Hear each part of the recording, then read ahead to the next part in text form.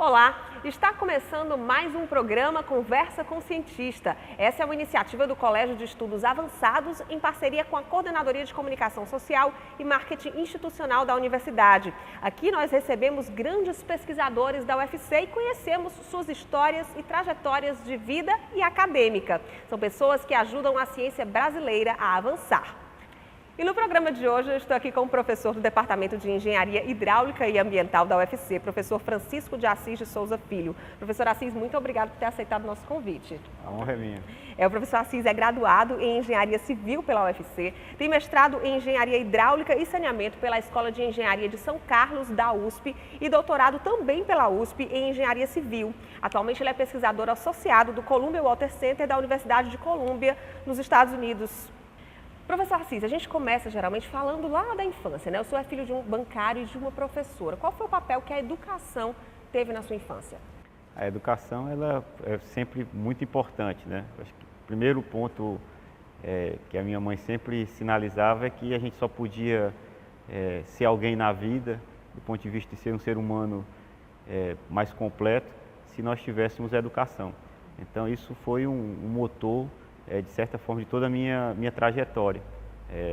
Desde lá, no sertão do Ceará, em Senador Pompeu, onde eu nasci, inclusive o deslocamento da minha família, a migração que houve para Fortaleza, foi em função de prover educação para os filhos, né? Porque eu já estava chegando numa fase da vida que precisava de uma qualidade de educação talvez melhor do que a que era oferecida no interior do estado, naquela época. Em função disso, minha família, inclusive, migrou para cá. Então, isso mostra o relevo que tinha essa questão da educação na minha família. E lá em Senador Pompeu, professor, quais são as memórias de infância que o senhor acha que acabaram influenciando no decorrer da sua carreira e na sua carreira em si? Não são diversos. Primeiro, Senador Pompeu é o coração do Ceará, no Sertão Central, né, onde a gente tem aí um local, uma semiaridez muito pronunciada.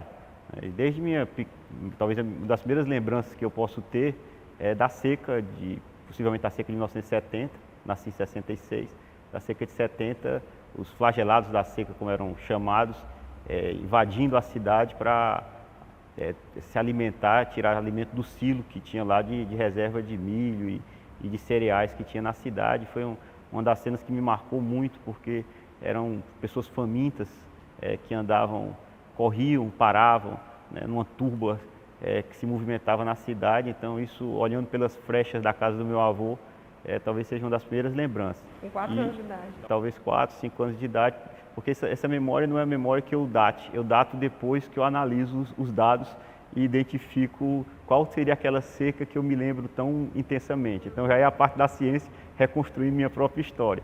E um outro ponto era a cheia.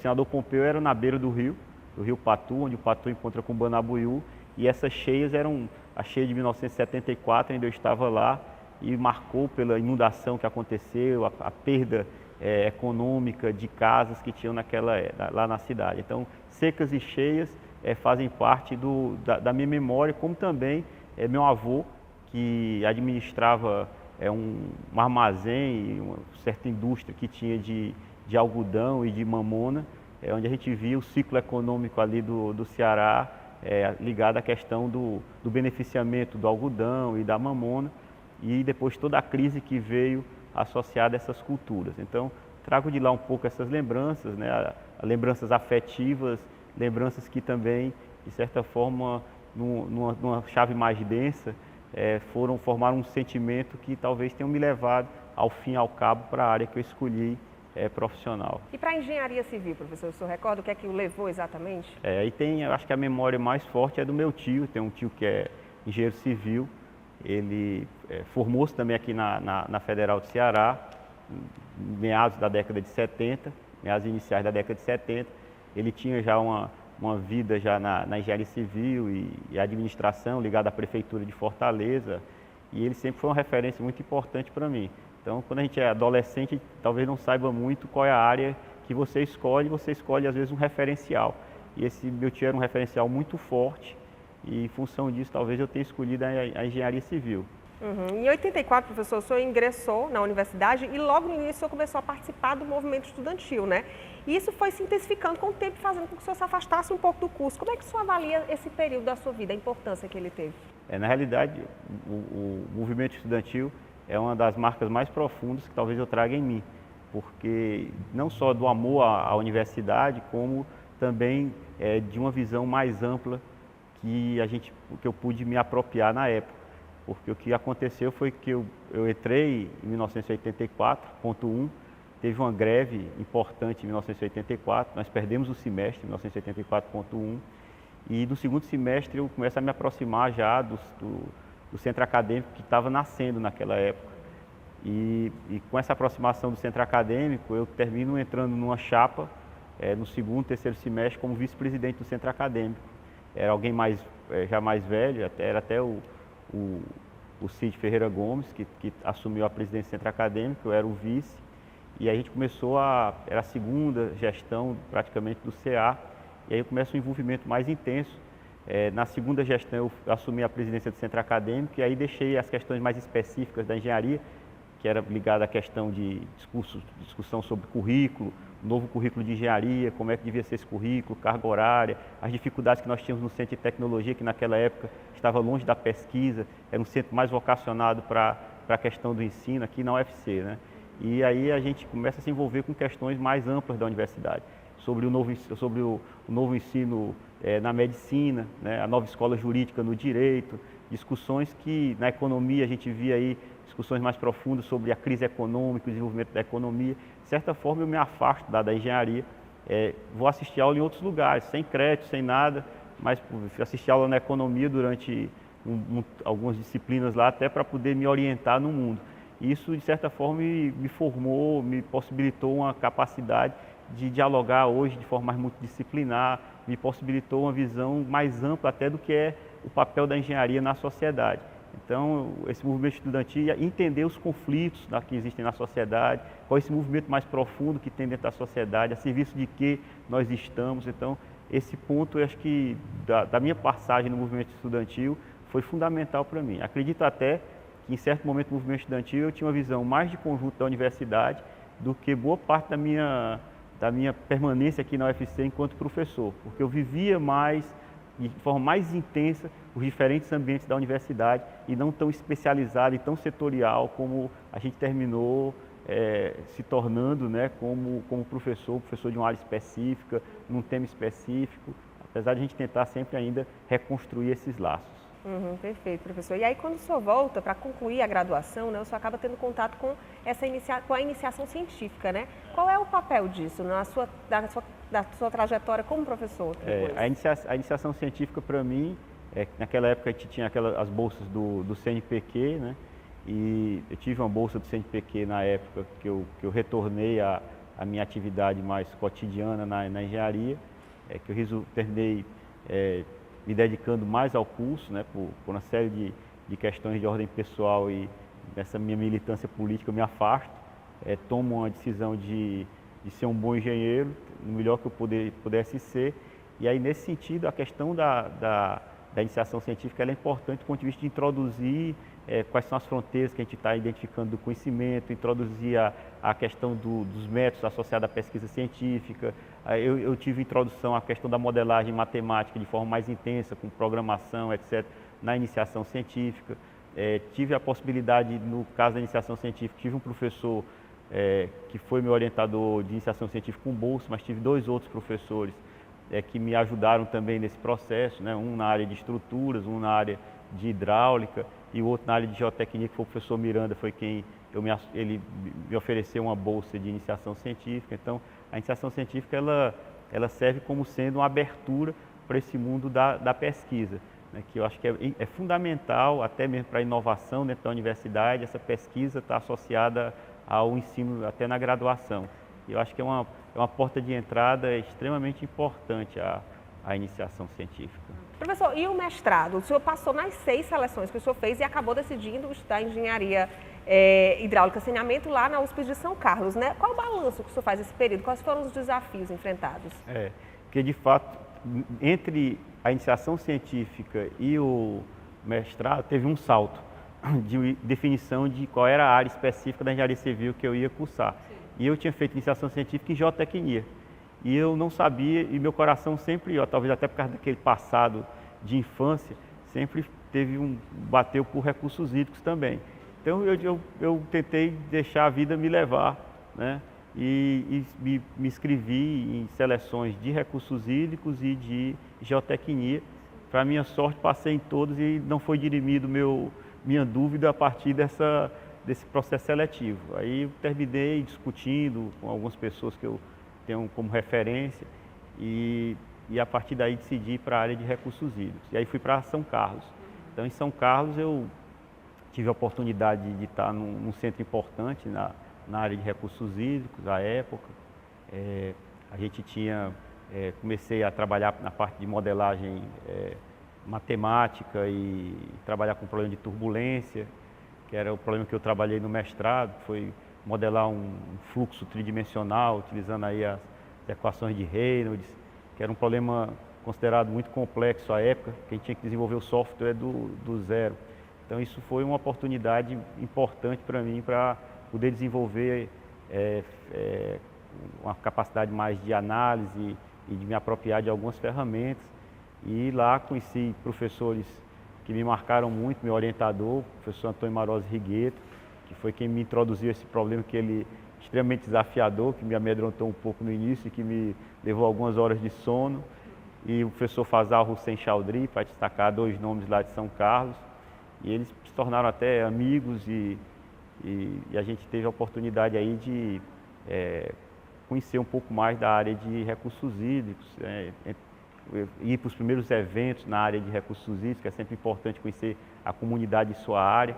Então, a primeira ida a um evento da Associação Brasileira de Recursos Hídricos ocorreu ainda em 1994, saí no ônibus de São Carlos, liderado aí pelo professor Rigueto e o professor Fazal.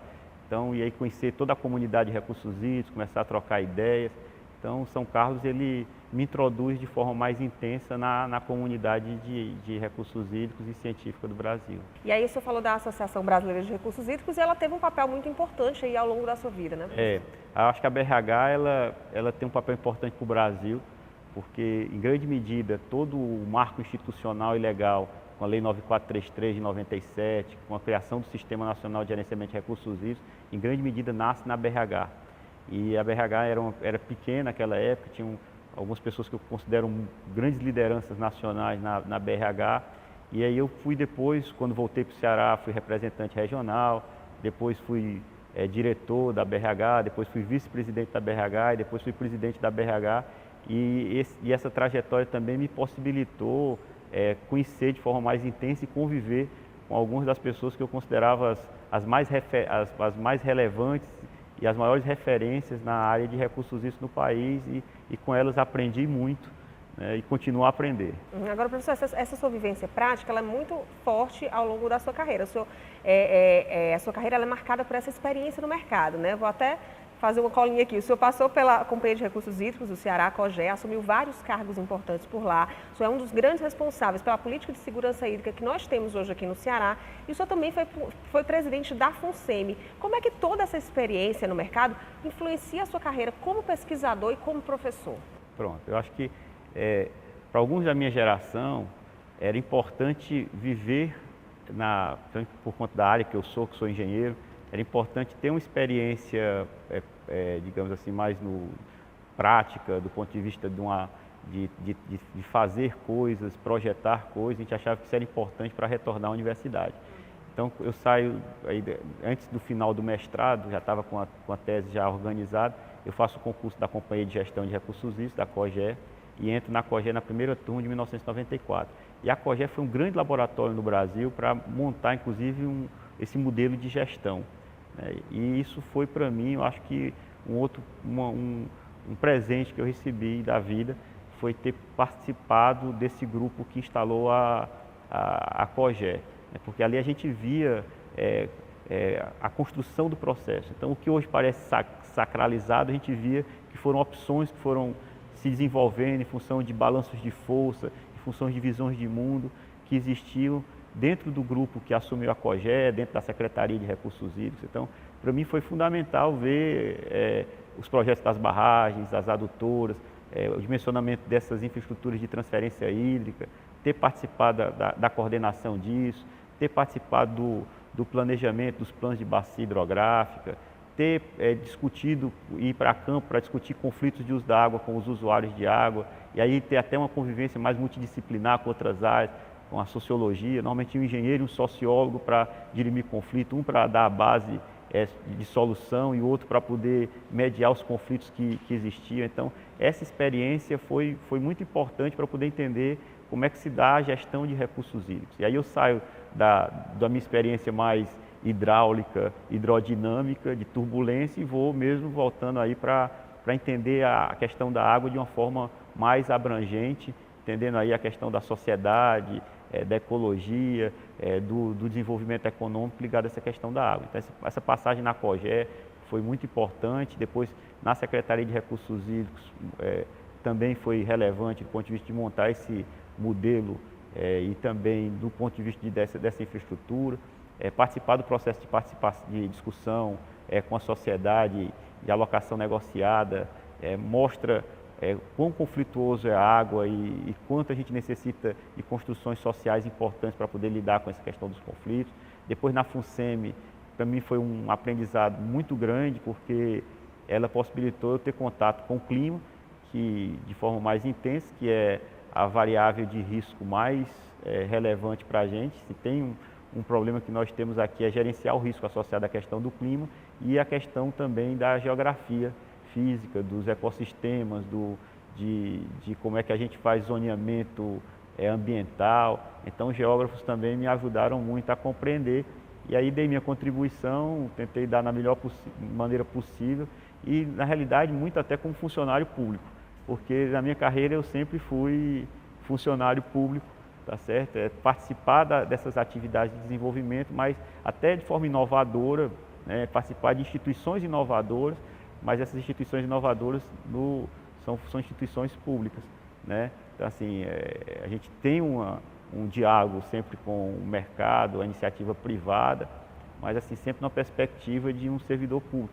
E eu achava que eu tinha que contribuir, né, por onde passava, e ao mesmo tempo era como se eu estivesse coletando informações e aprendizados para uma síntese mais robusta do que é a minha tarefa na área de recursos hídricos. Professor, então, como a gente percebe, essa conciliação de trabalho e estudo sempre esteve presente, né? E o senhor concluiu o doutorado em 2006 e em 2008, o senhor entra na UFC como professor visitante e logo depois como professor efetivo. O que é que faz o senhor retornar para a UFC?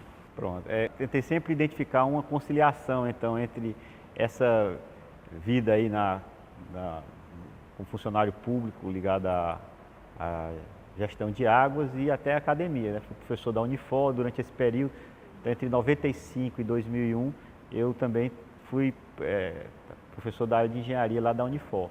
Então, eu sempre mantinha essa dupla função, mas eu sempre soube que, para mim, no meu coração, batia de que eu tinha que voltar para a universidade, que aquilo era uma passagem que cada vez mais se estendia e eu tinha que delimitar um tempo que disse assim, acabou, né?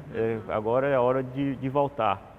E aí o que acontece é que em 2005 eu tomo essa decisão de voltar para a universidade, concluo o doutorado, porque eu tentei levar, inclusive, numa paralela aí a esse processo todo, e aí faço uma transição na FUNSEMI, que eu estava na época como presidente da FUNSEMI, para sair. Tive um convite de um parceiro de pesquisa já antigo, que era o grupo na Universidade de Columbia, lá em Nova York, e eles me convidaram para passar um período em Columbia. Fui contratado lá como pesquisador sênior, pesquisador visitante sênior, um período de 2 anos. Antes de entrar aqui na UFC.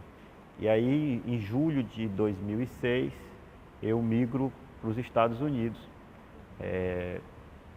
Não tinha expectativa de concurso aqui na UFC, que aqui sempre foi minha casa, para mim, né? E vou para os Estados Unidos. Só que nessa minha ida, teve um problema de ordem familiar com a minha sogra, né? E que teve um câncer e tal, minha esposa ficou, e aí minha ida foi incompleta. Eu fui, mas minha família ficou. Então isso gerou uma dificuldade adicional. E aí, em 2007, eu recebo um convite, né, para uma sinalização de uma possibilidade de uma vaga de professor visitante. Então aí eu venho, volto e assumo essa posição de professor visitante, saio da Columbia e volto para cá, para o Ceará. E aí fico como professor visitante, um ano depois, aproximadamente, surge uma vaga de aposentadoria de um professor. E nessa vaga de aposentadoria eu me candidato e tive a sorte de ser selecionado para ser professor da UFC. E aí eu volto em definitivo. Então é 2008 mesmo? 2008. Certo. Professor, o senhor desenvolve, como o senhor já disse, uma pesquisa sobre um tema que é fundamental para todos nós, que é a água, né? Alocação de água, economia e planejamento de recursos hídricos, clima, operação de reservatórios e qualidade da água. O que é que faz a pesquisa do senhor, o trabalho do senhor se destacar? Qual é o diferencial? Essa é uma pergunta difícil, né? Mas o que eu acho que tem, um ponto importante talvez é que a gente sempre está tentando desenvolver técnicas novas.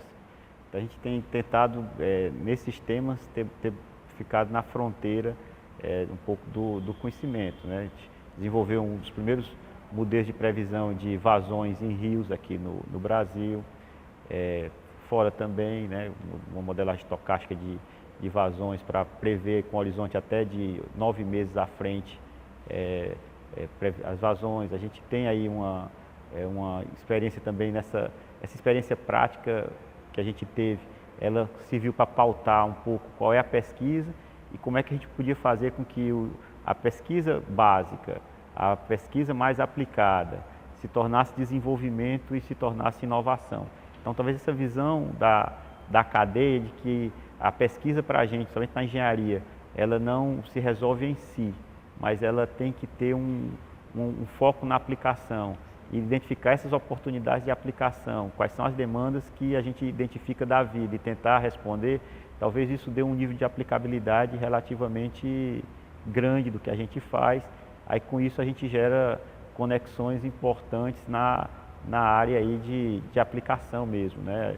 Seja na COGÉ, na Companhia de Gestão, que eu era originário, isso facilita a vida, na Agência Nacional de Águas, onde a gente tem aí já um conjunto de projetos importantes e a gente tem colaboração com o Operador Nacional do Sistema Elétrico, ONS, que a gente já vem mantendo aí nos últimos 10 anos também aí uma colaboração importante na parte de risco climático e hidrologia para o setor hidrelétrico brasileiro todo, temos projetos com eles agora, o próprio Banco Mundial. Então, acho que a gente termina desenvolvendo algumas ferramentas ligadas a gerenciamento de secas, ligadas à previsão climática, ligadas a essa questão de gestão de recursos hídricos de forma mais abrangente, que terminam tendo aderência às perguntas que estão sendo feitas e, com isso, a gente é convidado muitas vezes a participar desses projetos, né? Além dos que a gente se candidata aí dos editais CNPq, CAPES, FINEP, etc. Então, acho que tem essa trajetória, de certa forma, prática, me ajudou talvez a identificar quais são os problemas relevantes. Tivemos sorte de ter parceiros aqui no Brasil, internacionais, que de certa forma estão no estado da arte, e isso faz com que a gente se movimente de forma mais intensa e também que a gente forme um grupo, né? Então, hoje a gente tem um grupo, que é dentro da pós-graduação em recursos hídricos, saneamento e geotecnia aqui da UFC, que é o pós-DEA. A gente tem um grupo de pesquisa, que é o GRC, Gerenciamento do Risco Climático para a Sustentabilidade Hídrica, onde a gente tem aí uma dezena de estudantes de graduação, de mestrado, de doutorado, diversos professores, colegas que colaboram nesse grupo, né, e tem ligações com diversas universidades nos Estados Unidos, na Europa e em outros locais, e isso termina viabilizando talvez o fluxo de informações e a capacidade técnica de abordar os desafios que são colocados. Essa rede internacional e nacional também é muito relevante para isso. Você acabou respondendo uma pergunta que eu ia fazer depois, mas não tem problema. Mas agora, sobre essa questão que o senhor disse, dos resultados práticos, né? A pesquisa do senhor vai muito nessa parte prática. Teria alguma que o senhor gostaria de pontuar, algum estudo específico, um ou dois, que o senhor tenha achado mais relevante? Não sei se dá para escolher, mas enfim. Eu tenho os meus prediletos, né? Mas assim, são todos, eu gosto muito. Tem muitas sub-áreas que a gente terminou atuando, mas, por exemplo, essa parte de gerenciamento do risco climático, que envolve a parte de previsão climática e a operação e otimização de sistemas de reservatórios, usando diferentes técnicas de otimização, programação dinâmica, não linear, que possibilita a gente operar melhor os sistemas, construir cenários de futuro, é uma das que eu mais gosto. Essa discussão sobre a questão da alocação de água, para mim, ela é fundamental, e aí a alocação de água nas suas mais diferentes dimensões, do risco climático, a questão mesmo econômica, como é que as pessoas se apropriam dessa água, os conflitos que tem, questão de equidade, questão de eficiência econômica, questão de sustentabilidade ambiental, envolvendo essa questão da alocação de água, é outra linha de pesquisa que a gente tem um carinho muito especial, né? Então, para citar duas, né? Qualidade da água me marcou muito no passado, hoje eu me afastei muito dessa linha, mas essa alocação de água e a questão do gerenciamento do risco climático talvez sejam duas áreas que a gente tem tentado contribuir de forma mais intensa. O senhor já falou anteriormente que a interdisciplinaridade é muito comum nessa área de pesquisa do senhor. Como é que o senhor dialoga com essas outras áreas? É sempre um desafio, porque cada ciência ela tem seu objeto, seu método e seus signos, né? E o que é o grande desafio é você construir a capacidade de diálogo entre esses signos que são tão diferentes, esses objetos são tão diferentes. Talvez aí o movimento estudantil, talvez aí a questão da passagem aí da construção de políticas públicas no Estado, dialogando com outras áreas, tenham me ajudado um pouco a construir algumas ferramentas para isso. Mas acho que o central é estudar, né? Tem que estudar outra área também, para saber quais são as pontes que nos interligam, como é que a gente pode construir esse diálogo. Então, não é um esforço só voluntarista, existe um esforço cognitivo, né, de identificar qual é o papel de cada um, até que ponto há superposição, até que ponto você consegue, olhando para o mesmo problema, identificar soluções. Acho que esse é um outro ponto importante, todo mundo olhando para o mesmo problema, né? Não é um diálogo etéreo, é um diálogo focado na resolução de um determinado problema específico que requer uma visão multidisciplinar. E essa visão, na questão da água, ela requer porque essa questão de recursos hídricos, ela é uma questão de um alto nível de complexidade e de um alto nível de incerteza. E aqui complexidade no sentido do Edgar Morin, né, que é como se fosse um tecido, tecido com fios de textura e de cores diferentes, que é o fio da natureza e o fio da sociedade. Então, ninguém pode entender a questão da água sem se apropriar e tentar se apropriar de conhecimento, de informação sobre essas duas dimensões. A água é natureza e a água é sociedade. Por isso que ela é um espaço extremamente interessante para a gente poder discutir desenvolvimento. Então, a gente, na questão da água, ela requer mesmo uma abordagem mais multidisciplinar, uma abordagem uma visão mais de conjunto. E então o problema também é um problema que ajuda a construir o diálogo, olhar o problema, identificar quais são as possibilidades de você construir essas pontes entre essas áreas. Então, a gente tem tentado fazer isso com vários grupos aqui dentro da universidade e também dentro do nosso próprio grupo. A gente tem pessoas que são físicos, sociólogos, engenheiros, né?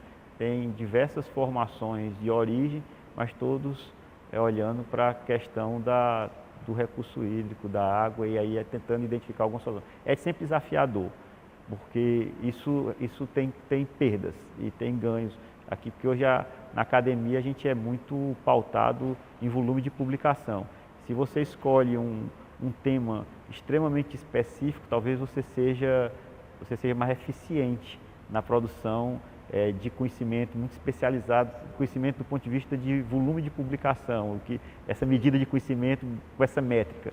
Mas minha métrica é outra, né? A métrica que eu tenho é até que ponto a gente está resolvendo problemas da vida, problemas que nos ajudam a fazer com que a sociedade se desenvolva de forma mais plena, melhore a qualidade de vida das pessoas. É um pouco, talvez, o lema da UFC, universal pelo regional. Então, isso paga-se um preço. Mas eu estou disposto a pagar esse preço porque eu acho que a função social nossa é essa. Então, a gente não pode se submeter a só uma métrica. Isso não quer dizer que a gente, a gente não tem que, em grande medida, também publicar, né?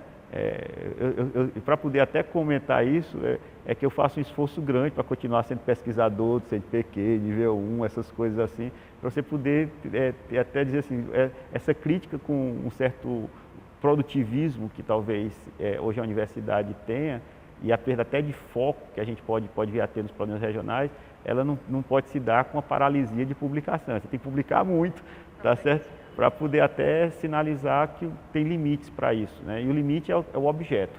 A gente tem que definir quais são objetos que ajudam em desenvolvimento regional. Nosso estado ainda é um estado pobre, a gente tem limitações de investimento em recursos em ciência e tecnologia, a gente tem que fazer aplicações que sejam importantes. Não estou dizendo que ciência básica não seja importante, mas eu estou avaliando que a gente tem que, na medida da possibilidade, somente para áreas aplicadas, como é o caso da engenharia, e algumas ciências humanas mais aplicadas, a gente precisa investir em desafios que são nossos e são atuais. Verdade, professor. E sobre, você falou de desafios, essa sua área também, ela tem muitos desafios, creio eu, éticos, né? Quais são, professor? Existem mesmo? Sempre tem. Na realidade, a ciência, às vezes, ela é apartada da ética. A ciência precisa buscar a ética, talvez, que diz acerca de valores. Esses valores, às vezes a ciência nos ajuda a ter até um sentimento, né? Porque o conhecimento nos ajuda a sentir, né? O conhecimento ele só é pleno quando você muda o seu sentimento sobre a realidade. Então o conhecimento ele dá uma possibilidade de você sentir diferente a vida, né? Uma coisa é quem acredita, por exemplo, aí no criacionismo, e outra coisa é quem teve acesso à teoria da evolução. A forma como você vê o homem é uma forma diferente. Os avanços da neurociência possibilitam você ver o homem de forma diferente. Tá certo? Que a gente não é razão e emoção separada, a gente é tudo junto, né? Então, a ciência ela nos possibilita enxergar o mundo diferente, ao enxergar o mundo diferente, a gente sente diferente o mundo. Mas a ética, ela vem talvez de sistema de valores e que a gente tem que buscar em outros lugares, né? Então, acho que a ética é fundamental. A ética que eu tenho é uma ética, e para ser professor, acho que tem que professar um pouco essa ética, é a ética de reconhecimento do outro. Eu acho que várias religiões, né, a própria religião católica tem amar ao próximo como a ti mesmo. Talvez, eu acho que essa questão de uma ética onde você tem o respeito ao próximo, com suas diferenças, né, e a partir daí você, inclusive, tem a possibilidade de respeitar o próximo, de reconhecer as diferenças que a gente tem, eu acho que é o centro da minha ética. E é o que me faz, inclusive, ser professor, porque a gente está aí acreditando que você pode construir uma próxima geração com mais esperança, que valorize o outro. Eu acho que o que falta, né, talvez na nossa sociedade hoje, o outro não é um obstáculo a ser vencido. O outro é alguém a ser, a colaborar conosco para que a gente possa ser mais pleno. Ninguém é pleno sem o outro. Então, acho que esse é um princípio ético que eu tenho e que tanto para a pesquisa, né, que eu tento identificar problemas que melhorem a qualidade de vida das pessoas, quanto no meu convívio com meus alunos, sejam da graduação, sejam da pós, tem o outro. O outro sempre está presente. Eu acho que a humanidade ela desenvolveu, nesses 8 milhões de anos que nos separam dos símios, nossos primos mais próximos e não reconhecidos, foi essa parte do cérebro que é o frontal, que é exatamente para simular o comportamento do outro para a gente poder viver em sociedade. Aquele homem, aquele indivíduo que existia solto na floresta, isso é só uma construção conceitual, de fato nunca existiu, a gente sempre foi grupo de 30, 100 indivíduos. Então o outro ele é chave. Então o centro da minha ética passa pelo reconhecimento do outro e que a gente está aqui de certa forma a serviço do outro. Então para isso você tem que ser, essas questões mais ligadas à honestidade e tal, você tem que ser honesto com o outro, não pode, então tudo isso parte talvez dessa pedra angular. O outro está imensamente, eu tento em mim, né? Então acho que essa talvez seja um fundamento. Então ser ético é fundamental. Ter um sistema de valores sobre o qual seguir, ele é fundamental. E esse sistema de valores não vem da ciência, vem de algum vem muitas vezes de algum outro lugar, vem da filosofia ou vem da religião, tá certo? Para isso a gente precisa talvez juntar tudo e olhar um pouco esses fundamentos filosóficos. Como o Saramago, ele dizia, né, ele é ateu, mas ele dizia que todos nós do Ocidente temos, de certa forma, uma ética cristã, tá certo? Então, em grande medida, tá certo? É a ética cristã que, de certa forma, me povoa, né? Então, assim, não religiosa, mas cristã. Professor, e em relação aos desafios científicos, quais são os desafios que o senhor tem enfrentado ou que o senhor acredita que são desafios para a área de recursos hídricos? Na realidade, eu acho que são diversos. O principal desafio é que hoje a gente vive um mundo em mudanças. E esse mundo em mudanças, ele precisa ser compreendido e ele precisa a gente desenvolver, inclusive, tecnologia para esse mundo em mudanças.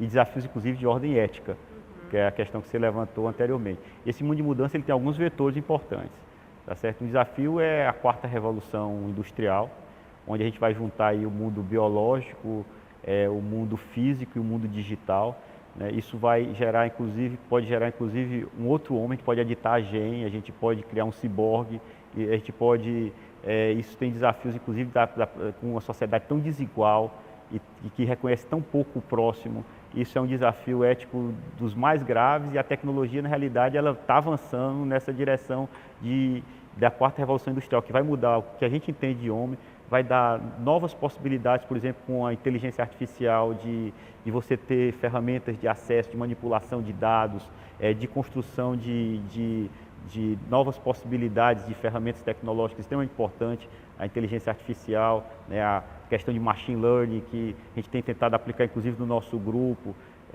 Você vai ter aí a questão mesmo até de utilização de sensores, na questão da qualidade da água e em outras dimensões e na gestão de recursos hídricos como um todo. Então, a quarta revolução industrial, incorporar as possibilidades da quarta revolução industrial e limitá-la no que ela não tem, dessa fronteira ética que ela vai colocar, eu acho que é um desafio. Segundo, é a questão da própria questão da natureza. Hoje o homem gerou uma nova Pangeia de novo, que aqueles continentes que estavam juntos voltaram a ser juntos de novo, porque a gente transferiu espécies de um lugar para outro.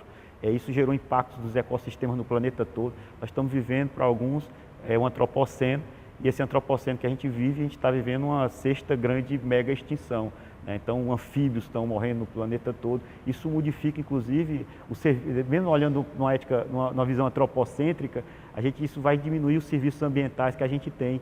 Isso vai impactar imensamente a forma de reprodução material do homem, porque para a gente se reproduzir materialmente, a gente precisa desses serviços ambientais, desde polinização até você ter serviços ambientais de autodepuração dos corpos d'água, etc. Então, esses serviços ambientais a gente está impactado.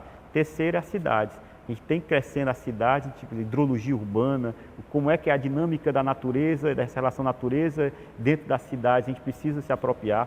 60% da população mundial em 2030 vai estar em cidades. Como é que a gente pensa essa questão da água nas cidades, as externalidades que a água e as cidades produzem para as regiões do campo, isso é uma questão importante, né? Você vai ter, então, um outro vetor, que é a questão da mudança do clima, que a gente tem se dedicado muito, que está dentro dessa lógica do antropoceno. O clima está mudando, com isso vai gerar impactos nos sistemas, nos ecossistemas, vai limitar imensamente a disponibilidade hídrica, na realidade vai gerar mais incerteza sobre esses processos naturais associados à disponibilidade hídrica e à demanda.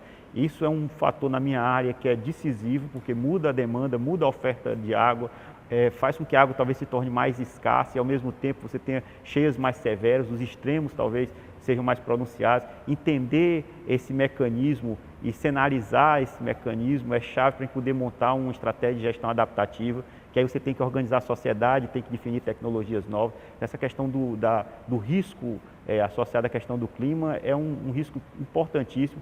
Não é só, o futuro não é incerto só porque existe uma questão epistemológica nossa de limitação de conhecer o futuro, é porque o futuro está sob disputa.